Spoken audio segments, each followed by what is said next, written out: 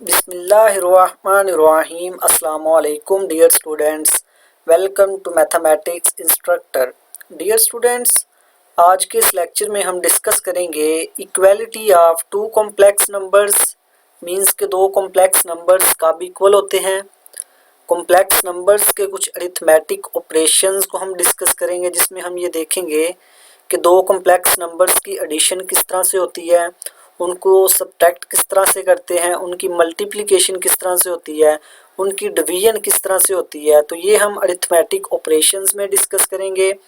Then हम देखेंगे कि कॉम्प्लेक्स नंबर्स में ज़ीरो और यूनिटी क्या है। उसके बाद हम देखेंगे इन्वर्सेस क्या है कॉम्प्लेक्स नंबर्स के, यानी कि एडिटिव इन्वर्स क्या होता है किसी कॉम्प्लेक्स नंबर का, उसका मल्टीप्लिकेटिव इन्वर्स क्या होता है किसी नंबर का। इसी तरह हम बाद में पढ़ेंगे कॉन्जुगेट क्या होता है किसी कॉम्प्लेक्स नंबर्स का, ठीक है, और इसकी कुछ प्रॉपर्टीज़ हैं कॉन्जुगेट की, उनको हम डिस्कस करेंगे। तो ये सारी बातें हम स्टूडेंट्स इस लेक्चर में डिस्कस करेंगे। So let's start with equality of two complex numbers. Two complex numbers z1 is equal to a1 plus iota b1 and z2 is equal to a2 plus iota b2 are equal written as z1 is equal to z2 if and only if a1 is equal to a2 and b1 is equal to b2।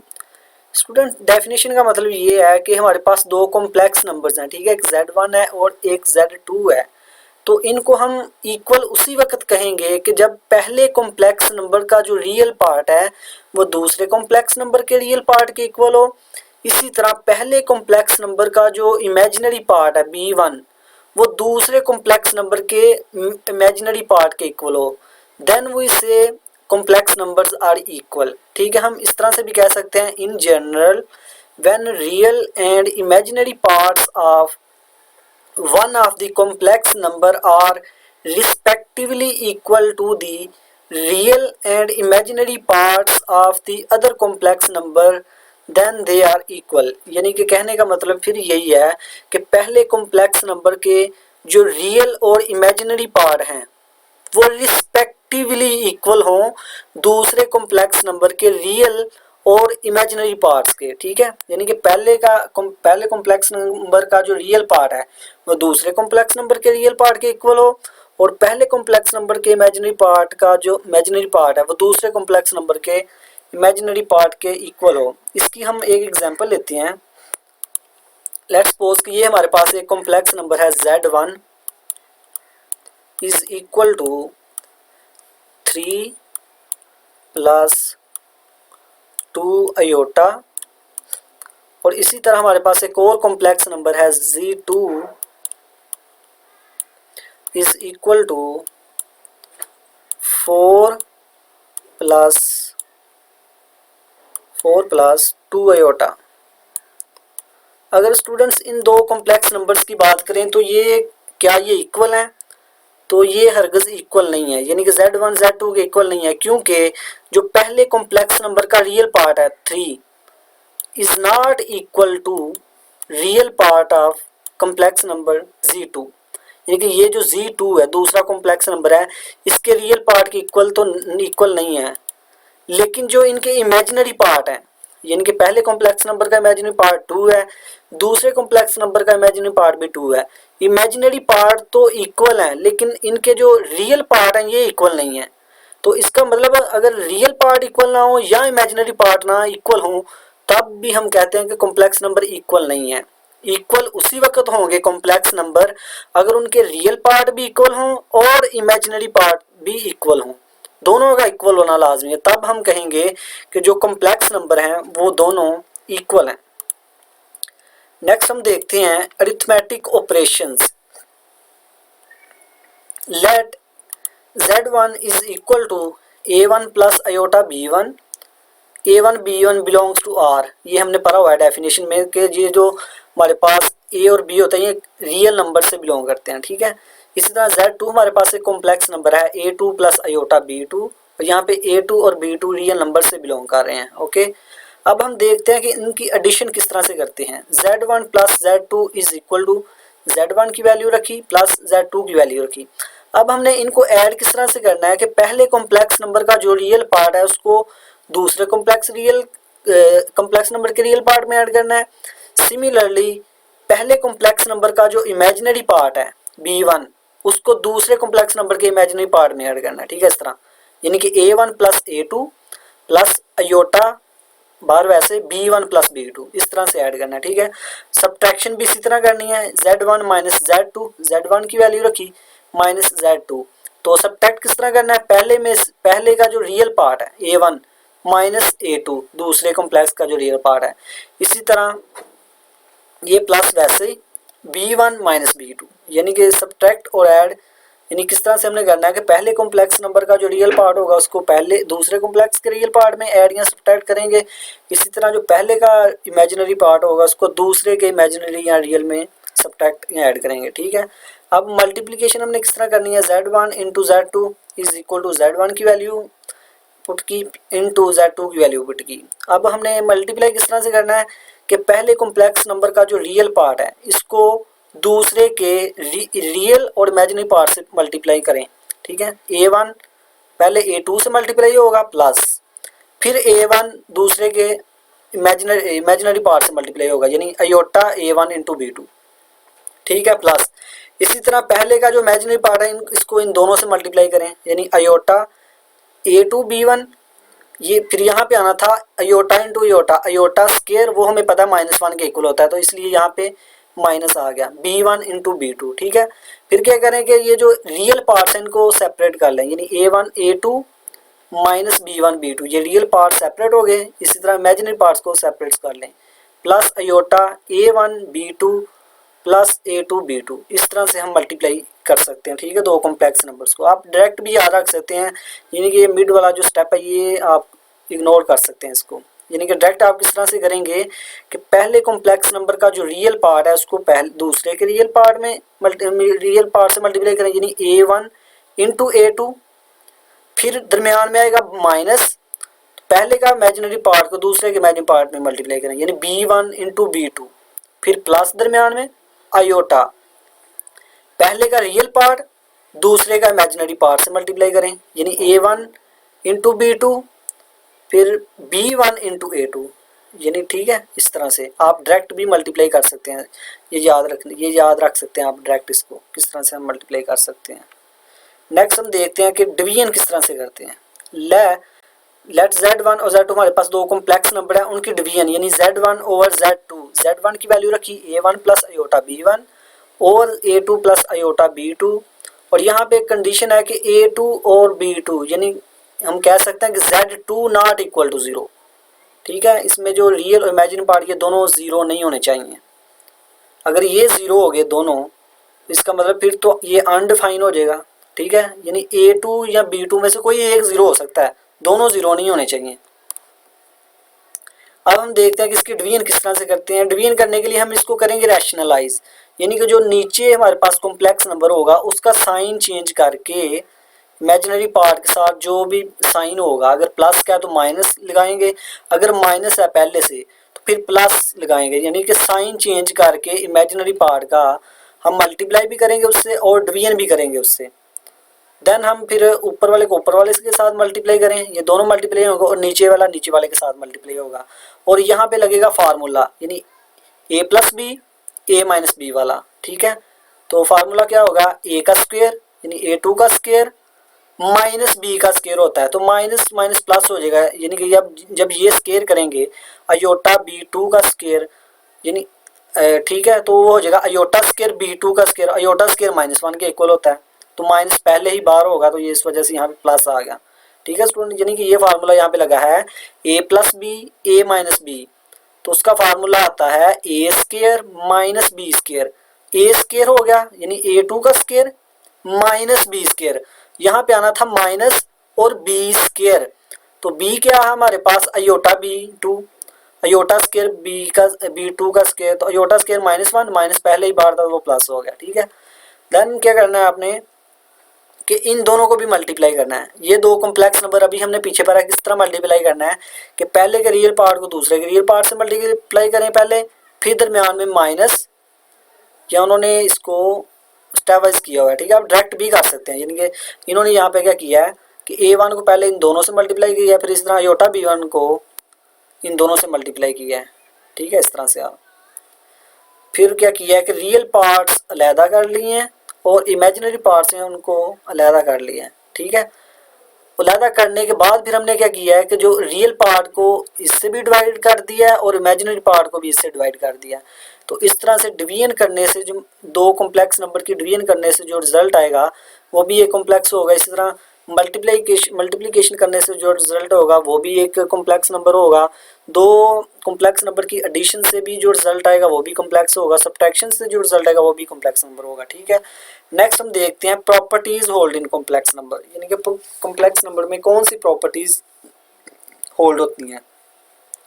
पहली है commutative law, associative law और distributive law. अगर हम commutative law की बात करें तो under addition और सब मल्टीप्लिकेशन कॉम्यूटेटिव लॉ होल्ड करता है, ठीक है। यानी कि कहने का मतलब ये है कि Z1 प्लस Z2 करें या Z2 प्लस Z1 करें, आपको रिजल्ट सेम मिलेगा। अंडर एडिशन भी कॉम्यूटेटिव लॉ होल्ड करता है और अंडर मल्टीप्लिकेशन भी कॉम्यूटेटिव लॉ होल्ड करता है।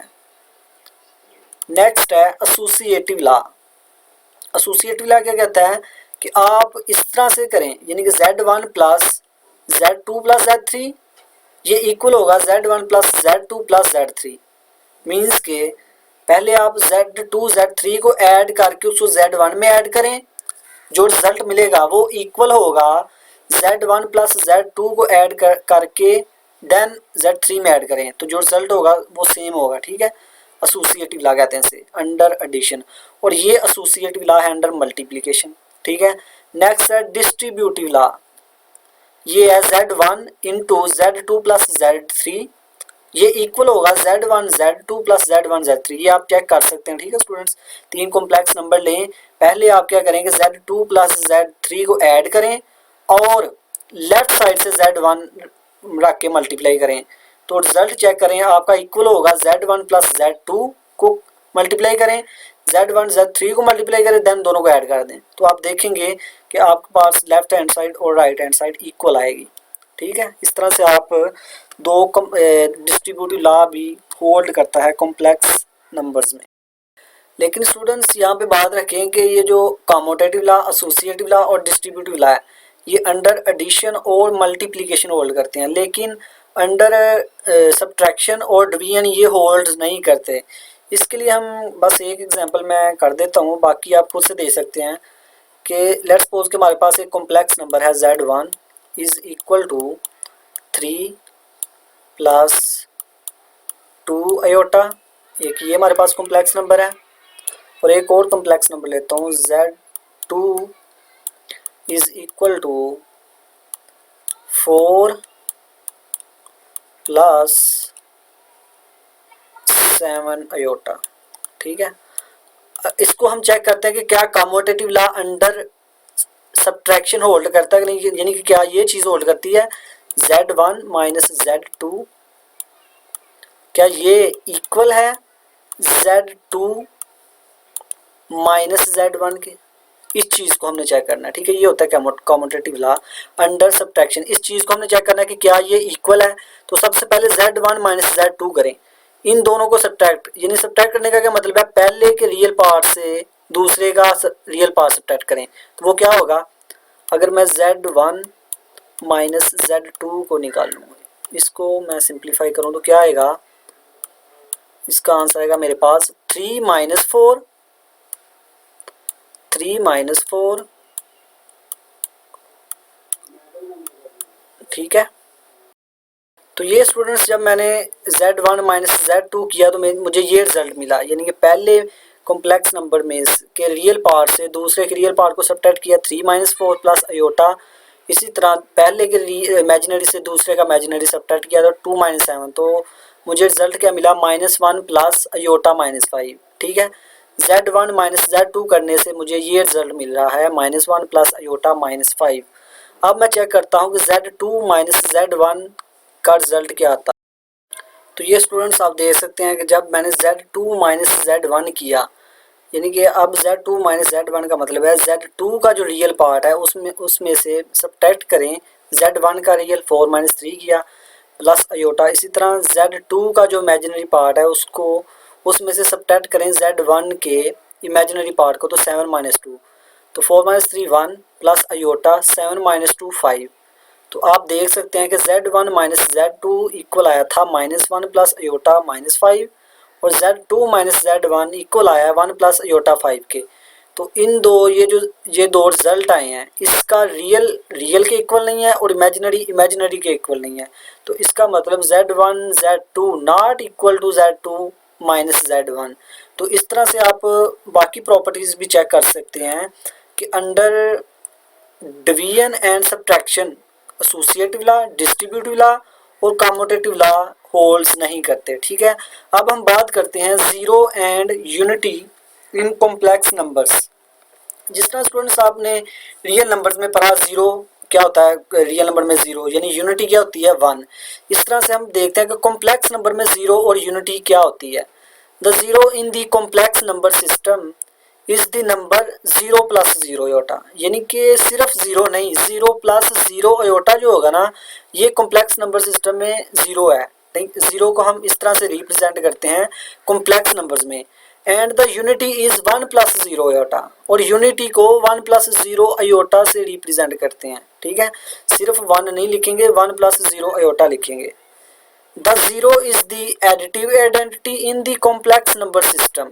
जीरो को हम एडिटिव आइडेंटिटी भी कहते हैं, क्योंकि इस जीरो को जब हम किसी भी कॉम्प्लेक्स नंबर में ऐड करेंगे तो रिजल्ट में वो कॉम्प्लेक्स नंबर ही मिलेगा। जिस तरह के हमारे पास एग्जांपल है कि for any complex number z is equal to a plus iota b we have z plus 0 करें या 0 प्लस z करेंगे, आपको आंसर z ही मिलेगा। ठीक है, अगर z प्लस 0 करें तो z क्या है, a प्लस अयोटा b, और 0 किसके इक्वल है, 0 प्लस 0 अयोटा। तो जब इन दोनों को ऐड करेंगे तो हमें z ही मिलेगा। इसी तरह आप 0 प्लस z करेंगे फिर भी z ही मिलेगा। तो इसका मतलब ये जो 0 है, 0 प्लस 0 अयोटा, ये एडिटिव आइडेंटिटी है। ठीक है, कॉम्प्लेक्स नंबर की। Similarly, the unity is the multiplicative identity in the complex number system.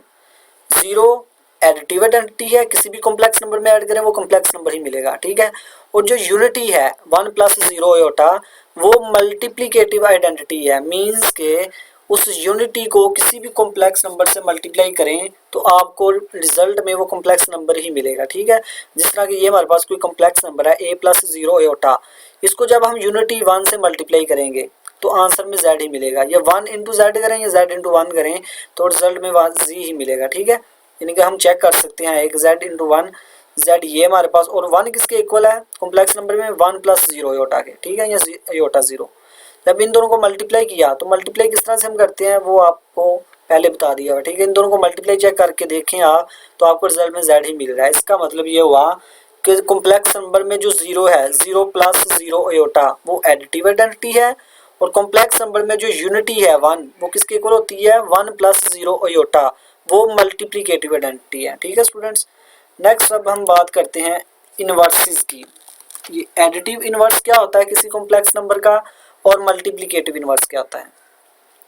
Every complex number z has a unique additive inverse. किसी भी कॉम्प्लेक्स नंबर का जो एडिटिव इनवर्स होता है वो यूनिक होता है, एक से ज़्यादा नहीं हो सकते। ठीक है, the additive inverse of z is equal to a plus iota b is minus z है तो उसका एडिटिव इनवर्स माइनस z होगा, यानी z अगर a प्लस अयोटा b के इक्वल है तो माइनस z क्या होगा, minus a into minus a minus iota b, such that z plus minus z या minus z plus z equal होगा 0 के। ठीक है, एडिटिव इनवर्स का मतलब है कि किसी भी कॉम्प्लेक्स नंबर का जो एडिटिव इनवर्स होगा वो यूनिक होगा।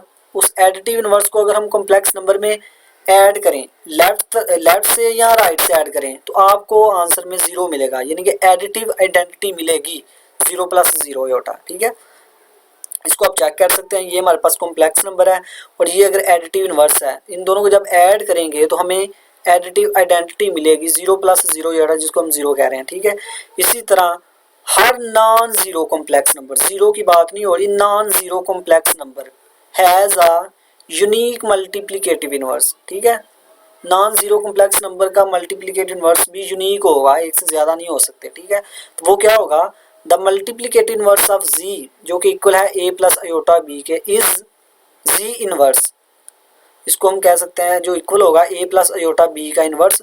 इसको हम लिख सकते हैं ए प्लस अयोटा बी की पावर -1 है तो ये नीचे जाके +1 हो जाएगी। जब हम इसको रैशनलाइज करेंगे ए प्लस अयोटा बी को, यानी कि अयोटा के साथ यहाँ पे सिंबल प्लस है तो माइनस के साथ हम मल्टीप्लाई भी करेंगे और उससे डिवाइड भी करेंगे। जब मल्टीप्लाई करेंगे तो ये आ जाएगा ऊपर, ठीक है। जब ए माइनस अयोटा बी से डिवाइड करेंगे तो वहाँ पे फार्मूला बनेगा ए प्लस बी ए माइनस बी वाला, तो वहाँ से हो जाएगा ए स्क्वायर माइनस बी का स्क्वायर। तो बी का स्क्वायर क्या होगा, अयोटा बी स्क्वायर, यानी अयोटा बी का स्क्वायर क्या हो जाएगा माइनस बी स्क्वायर। तो माइनस पहले ही 12 है तो इस वजह से ए स्क्वायर प्लस बी स्क्वायर, ठीक है। किसी भी कॉम्प्लेक्स नंबर का ए प्लस अयोटा बी का जो इनवर्स होएगा ना, मल्टीप्लिकेटिव इनवर्स, वो इसके इक्वल होगा, ठीक है। तो जब भी हमें कहीं पे निकालना पड़ जाए किसी भी कॉम्प्लेक्स नंबर का मल्टीप्लिकेटिव इनवर्स, तो तब हम इस तरह से उसका इनवर्स निकालेंगे, ठीक है। एक हम एग्जांपल लेते हैं कि find multiplicative inverse of z is equal to 2 minus 3 iota. अब देखेंगे इसका मल्टीप्लिकेटिव इनवर्स निकालना है तो वो किसके इक्वल होगा इस फार्मूले के मुताबिक, यानी z इनवर्स क्या होगा a माइनस अयोटा b, यानी कि a माइनस हमने करना है, ठीक है। यानी कि ये अगर कॉम्प्लेक्स नंबर है a प्लस अयोटा b तो इसका इनवर्स क्या निकाला है उन्होंने a माइनस अयोटा b। पहले करो, यानी कि वो कह रहा है जो इमेजिनरी पार्ट है उसका साइन चेंज करो, प्लस है तो इधर माइनस करो a माइनस b, और नीचे आपने करना है पहले रियल पार्ट का स्क्वायर प्लस इमेजिनरी पार्ट का स्क्वायर। तो इस पर अगर हम फार्मूला लगाएं तो क्या होगा 2, अगर ये साइन यहाँ पे माइनस है तो माइनस माइनस प्लस हो जाएगा, क्योंकि फार्मूले के मुताबिक इनवर्स किस तरह से है a माइनस बी, अगर यहाँ पे प्लस है तो यहाँ पे माइनस, अगर यहाँ पे माइनस है तो वहाँ पे प्लस हो जाएगा, यानी 2 प्लस 3 अयोटा, ये देखें 2 plus 3 iota over real part का स्क्वायर 2 का स्क्वायर 4 प्लस इमेजिनरी पार्ट का स्क्वायर 4 9 3 का स्क्वायर 9। तो इस तरह से हम फिर रियल पार्ट के नीचे अलहदा से ये लिख सकते हैं 2/13 प्लस 3/13 अयोटा, ठीक है। ये आप किसी भी कॉम्प्लेक्स नंबर का डायरेक्ट इनवर्स निकाल सकते हैं, या इस डायरेक्ट नहीं निकालना, ये फार्मूला याद नहीं है तो फिर आप क्या करेंगे मल्टीप्लिकेटिव इनवर्स ऑफ z क्या होगा 1/z, यानी कि z के इनवर्स को 1/z लिख लिया, ठीक है। इज इक्वल टू 1/z की वैल्यू रखी यहाँ पे, ठीक है। तो फिर इसको रैशनलाइज करना है हमने, अगर यहाँ पे साइन प्लस है माइनस है तो फिर प्लस के साथ मल्टीप्लाई भी किया और डिवाइड भी किया, ठीक है। तो ये ऊपर वाले के साथ मल्टीप्लाई होगा तो वैसे ही रहेगा, और नीचे हमारे पास फार्मूला बन रहा है 2 माइनस 3 अयोटा 2 प्लस 3 अयोटा। तो a minus b a plus b वाला फार्मूला लगाया, a का स्क्वायर 2 का स्क्वायर 4 माइनस बी का स्क्वायर होना था, ठीक है। माइनस बी क्या है हमारे पास 3 अयोटा, तो जब 3 अयोटा का स्क्वायर ओपन करेंगे तो वो होगा -9 अयोटा, तो माइनस की वजह से यहाँ पे प्लस हो गया, ठीक है, +9। तो इस तरह सेपरेट करके हमने लिख लिया। अगर हमने चेक करना हो कि क्या वाकई ये वाला इस z का इन्वर्स है तो क्या करेंगे, इस z को इसके इन्वर्स से जब मल्टीप्लाई करें तो हमारे पास आंसर आइडेंटिटी आना चाहिए, मल्टीप्लिकेटिव आइडेंटिटी, ठीक है। तो हमने चेक करने के लिए कि क्या ये हमारे पास इन्वर्स करेक्ट है कि नहीं, तो इन दोनों को मल्टीप्लाई करें, z को और उसके इन्वर्स को मल्टीप्लाई जब हमने किया तो हमें आंसर में 1 मिला, जो कि मल्टीप्लिकेटिव आइडेंटिटी है, ठीक है। तो इसका मतलब ये जो इन्वर्स आया है ये हमारे पास ठीक है इस कॉम्प्लेक्स नंबर का, ठीक है। इन दोनों को आप मल्टीप्लाई कर सकते हैं जिस तरह से हमने प्रीवियस अभी किया है, ठीक है। नेक्स्ट है हमारे पास कॉन्जुगेट। कॉन्जुगेट क्या होता है किसी कॉम्प्लेक्स नंबर का, if z is a complex number the number obtained by changing the sign of its imaginary part is called complex number। Students के लेट्स सपोज के हमारे पास z कोई भी कॉम्प्लेक्स नंबर है, ठीक है। उस कॉम्प्लेक्स नंबर के का जो इमेजिनरी पार्ट होगा उसका आप साइन चेंज कर दें, जो रिजल्ट होगा ना वो कॉन्जुगेट होगा गिवन कॉम्प्लेक्स नंबर का, ठीक है। इसकी अभी हम एग्जांपल करते हैं कि if z is a complex number the number obtained by changing the sign of its imaginary part, इसका जो इमेजिनरी पार्ट होगा उसका साइन चेंज करने से जो हमारे पास नंबर आएगा उसको कहेंगे कॉम्प्लेक्स कॉन्जुगेट, या सिंपली कॉन्जुगेट भी कह सकते हैं आप z का। And is denoted by symbol z bar से इसको हम डिनोट करते हैं, ठीक है। In other words if z is equal to a plus iota b, अगर ये हमारे पास कॉम्प्लेक्स नंबर है, ठीक है, देन इट्स कॉन्जुगेट इज, इसका कॉन्जुगेट क्या होगा z bar is equal to a minus iota b, ठीक है। यानी कि जो इमेजिनरी पार्ट होगा सिर्फ उसका हमने साइन चेंज करना है, रियल का चेंज नहीं करना, सिर्फ इमेजिनरी पार्ट का। फॉर एग्जाम्पल अगर ये हमारे पास कोई कॉम्प्लेक्स नंबर है Z is equal to 6 + 3 iota, then इसका कॉन्जुगेट क्या होगा 6 - 3 आयोटा। इसी तरह -5 माइनस आयोटा है, तो अगर ये माइनस है तो इसको साइन चेंज करें 5 - 5 + आयोटा। ठीक है, if z is a real से z is equal to z then it's conjugate is itself. ठीक है, अगर z हमारे पास प्योरली रियल है यानी कि इमेजिनरी पार्ट उसका 0 है तो उसका कॉन्जुगेट वो खुद ही होगा। ठीक है, तो अब इसकी कुछ प्रॉपर्टीज को हम प्रूव करते हैं। पहली प्रॉपर्टी है इसकी कि z double conjugate equal to z। ठीक है, किसी भी कॉम्प्लेक्स नंबर का डबल कॉन्जुगेट उसी के इक्वल होता है। ठीक है, नेक्स्ट प्रॉपर्टी है कि z1 + z2 का कॉन्जुगेट इक्वल होगा z1 कॉन्जुगेट + z2 कॉन्जुगेट। इस तरह थर्ड प्रॉपर्टी है z1 - z2 का कॉन्जुगेट इक्वल होगा z1 - z1 conjugate - z2 conjugate. Fourth property है z1 × z2 कॉन्जुगेट इक्वल होगा z1 conjugate × z2 conjugate. Fifth property, six property, seventh और 8, इन 8 properties को हम अभी प्रूव कर लेते हैं। ठीक है स्टूडेंट्स, तो फर्स्ट प्रॉपर्टी है हमारे पास, हमने ये प्रूव करना है कि किसी भी कॉम्प्लेक्स नंबर का जो डबल कॉन्जुगेट है वो उसी कॉम्प्लेक्स नंबर के इक्वल होता है। तो इसके लिए सबसे पहले हम कोई एक कॉम्प्लेक्स नंबर लेते हैं z is equal to a + iota b where a and b belongs to r। ठीक है, अब हमने डबल कॉन्जुगेट फाइंड करना है, तो सबसे पहले हम फर्स्ट कॉन्जुगेट फाइंड करते हैं, वो क्या होगा z bar is equal to a + iota b bar. अब इसका कॉन्जुगेट क्या होगा, जो इमेजिनरी पार्ट है उसका सिंबल चेंज कर दें, प्लस था तो माइनस हो गया। ठीक है, ये फर्स्ट कॉन्जुगेट आ गया। अब इसका सेकंड कॉन्जुगेट लें दोनों तरफ, तो a - आयोटा b का कॉन्जुगेट क्या होगा, जो इमेजिनरी पार्ट उसका साइन चेंज किया तो प्लस। ठीक है, z double conjugate a + iota b के इक्वल आ गया, तो a + आयोटा b किसके लेट किया था z के, तो ये z के इक्वल आ गया। इसका मतलब ये फर्स्ट पार्ट प्रूव हो गया। सेकंड पार्ट है z1 + z2 कॉन्जुगेट इक्वल आना चाहिए z1 कॉन्जुगेट + z2 कॉन्जुगेट। तो इसके लिए हम पहले दो कॉम्प्लेक्स नंबर लेंगे, उनको ऐड करके उनका कॉन्जुगेट लेंगे। ठीक है, तो फिर उनका इंडिविजुअली कॉन्जुगेट लेके ऐड करेंगे, तो चेक करेंगे क्या ये दोनों साइड्स इक्वल आती हैं कि नहीं। तो z1 हमारे पास ये है, z2 ये है, और यहाँ पे ये जो नंबर्स हैं a b c d ये रियल नंबर से बिलोंग कर रहे हैं। ठीक है, अब इन सबसे पहले इन दोनों को ऐड करते हैं, तो ऐड करने का तरीका हमें पता है कि रियल को रियल में ऐड करो, इमेजिनरी को इमेजिनरी में, तो ये हमारे पास आ गया। ठीक है, अब हमने लेना है इसका कॉन्जुगेट, तो जब कॉन्जुगेट लेंगे तो ये हमारे पास कॉम्प्लेक्स नंबर है, अगर तो कॉन्जुगेट लेने से सिर्फ इसके इमेजिनरी पार्ट का साइन चेंज होगा, अगर प्लस है तो यहाँ पे माइनस आ गया, इसको कह दे 1। ठीक है, अब आप क्या करें कि z1 z2 का इंडिविजुअली कॉन्जुगेट लें, z1 का लिया तो ये चीज़ आ गई, ये z1 z2 है, z1 का कॉन्जुगेट ये है, z2 का कॉन्जुगेट ये है। ठीक है, अब इन दोनों को ऐड करें, दोनों को ऐड किया तो ये हमारे पास आ गया a - iota b + c - iota d। तो ऐड किस तरह से करना है, पहले को पहले में ऐड करें a + c। ठीक है, ये minus iota b - iota b, तो माइनस बाहर आएगा, माइनस आयोटा b + d। ठीक है, 1 और 2 से आप देख सकते हैं कि ये दोनों साइड्स इक्वल हैं। ठीक है, नेक्स्ट हमारे पास थर्ड है कि z1 - z2 कॉन्जुगेट इक्वल होगा z1 कॉन्जुगेट - z2 कॉन्जुगेट। सबसे पहले दो कॉम्प्लेक्स नंबर लें, उनको सब्ट्रैक्ट करें, देन कॉन्जुगेट लें, फिर उन दोनों का इंडिविजुअली कॉन्जुगेट लेके सब्ट्रैक्ट करना है। ठीक है, लेट z1 ये है, z2 ये है, हमारे पास यहाँ पे a b c d belongs कर रहे हैं r को। ठीक है, z1 - z2 किया तो सब्ट्रैक्ट करना हमने सीखा है, रियल को रियल से सब्ट्रैक्ट करें, इमेजिनरी को इमेजिनरी से सब्ट्रैक्ट करें। ठीक है, देन इनका कॉन्जुगेट लेंगे तो ये जो इमेजिनरी पार्ट के साथ साइन है प्लस क्या तो माइनस हो जाएगा बस। ठीक है, कॉन्जुगेट की को यूज़ किया हमने।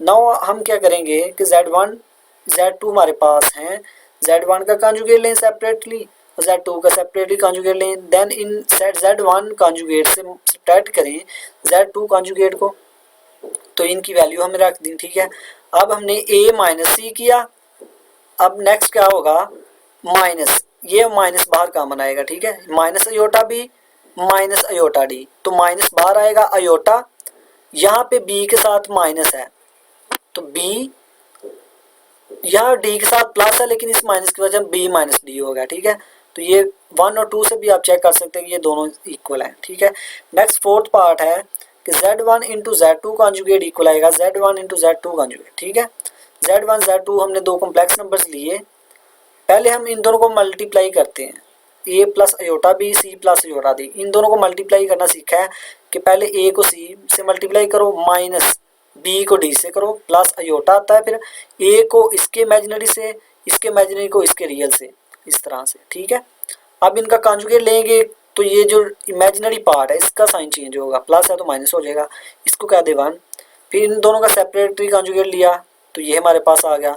अब Z1 कॉन्जुगेट Z2 कॉन्जुगेट को मल्टीप्लाई किया, तो जब मल्टीप्लाई किया तो वो हमारे पास 1 के इक्वल ही आया, यानी 1 2 से हम कह सकते हैं कि ये दोनों साइड्स इक्वल हैं, ठीक है। अब हमने क्या करना है, दो कॉम्प्लेक्स नंबर्स लेनी है, उनकी डिवीजन का कॉन्जुगेट इक्वल होगा Z1 कॉन्जुगेट और Z2 कॉन्जुगेट के, ठीक है। सबसे पहले हम लेफ्ट साइड को देखते हैं कि इसका क्या आंसर है। Z1 इसके इक्वल है, Z2 इसके इक्वल है, for all ABCD belongs to real numbers. पहले हम क्या करेंगे कि Z1 और Z2 करेंगे, देन इसका कॉन्जुगेट लेना है, ठीक है। A plus iota B, C plus iota D। तो अब देखिए ये दो कॉम्प्लेक्स नंबर्स की डिवीजन है, तो अभी मैंने बताया कि डिवीजन किस तरह से करते हैं, जो नीचे कॉम्प्लेक्स नंबर आता है उसके इमेजिन उसके कॉन्जुगेट कह सकते हैं कि उसका जो कॉन्जुगेट है उसको मल्टीप्लाई भी करें और डिवाइड भी करें। तो इसका कॉन्जुगेट क्या होगा, C माइनस अयोटा D, उसको मल्टीप्लाई भी किया डिवाइड भी किया। तो अब ऊपर वाले को ऊपर वाले के साथ मल्टीप्लाई करें, नीचे वाले को नीचे वाले से। तो ये यहाँ पे फार्मूला बन रहा है हमारे पास A plus b, A minus b वाला। तो ये हमारे पास बन गया C square plus D square, ठीक है। ऊपर वाला ये जो मल्टीप्लिकेशन हो गया ये भी आपने सीख किया, इसको आप मल्टीप्लाई कर सकते हैं। देन आप क्या करें कि ये आपके पास रिजल्ट आया, ठीक है। तो यहाँ पे क्या करें कि रियल पार्ट के नीचे इसको लहदा से लिख लें और इमेजिनरी पार्ट के साथ इसको लहदा लिख लें। अब ये हमारे पास जो एक आया ये कॉम्प्लेक्स नंबर है, यहाँ पे ये सारा A है प्लस अयोटा ये सारा B है, ठीक है। तो इस तरह से ये हमारे पास Z1 और Z2 आया। अब इसका कॉन्जुगेट लेंगे तो ये सिर्फ साइन चेंज होगा, प्लस है तो इधर आ जाएगा माइनस, ठीक है। फिर हमने क्या किया, Z1 कॉन्जुगेट फाइंड किया, Z2 कॉन्जुगेट फाइंड किया और इनकी डिवीजन फाइंड करनी है हमें। तो जब डिवीजन सिमिलरली जिस तरह इस तरह की है इसी तरह आप ये भी कर सकते हैं। तो आप चेक कर सकते हैं 1 और 2 से ये दोनों साइड्स इक्वल हैं, ठीक है। नेक्स्ट 6th पार्ट है इसका कि Z1 प्लस Z कॉन्जुगेट यानी कॉम्प्लेक्स नंबर और उसका जो कॉन्जुगेट है अगर उनको ऐड करें तो इसका आंसर जो आता है वो होता है 2 टाइम्स रियल ऑफ Z। इस चीज़ को हमने प्रूव करना है, ठीक है। तो लेट किया हमने एक Z complex number A B belongs कर रहे हैं R को, ठीक है। अब हमने लेना है इसका conjugate A minus iota B होगा उसका कॉन्जुगेट। अब इन दोनों को ऐड करेंगे तो ये हमारे पास आ जाएगा, ठीक है। ऐड कर किस तरह करेंगे, रियल को रियल में, इमेजिनरी को इमेजिनरी में। तो ये किया तो हमने ये आ गया हमारे पास, ठीक है। A प्लस A क्या होगा 2A प्लस अयोटा 0, तो इसको हम लिख सकते हैं 2A।